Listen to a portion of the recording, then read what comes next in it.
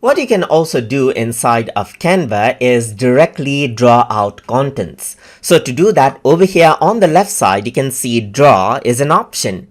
If you were to go around and click right here, then you can see that there's many different drawing options, such as you can go around and choose pen.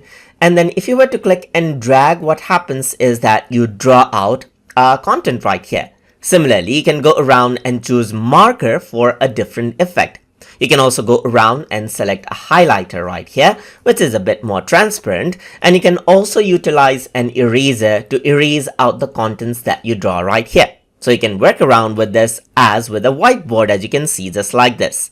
You can go around over here onto the selector, and then whatever content you draw, you can simply select it and move it around, resize it, rotate it, and place it wherever you want. You can go around over here and choose different color for the drawing as well. And similarly, you can see that the marker color changes out, and you can go around and draw out accordingly based on the color that you choose right here. So you can go around and choose a color for the highlighter as well. But for that, the highlighter needs to be selected.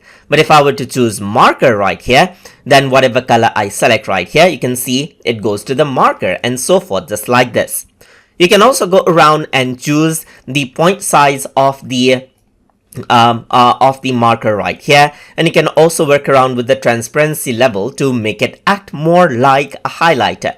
You can go to the highlighter, and here in highlighter you can see that the default value is 50. You can make it more transparent or just make it opaque so that it is not transparent and it acts more like the marker right here.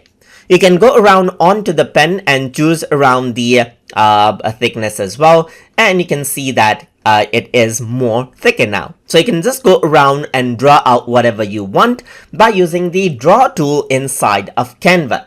So hope you guys learned something as always, and as always, please like, comment, share, and subscribe.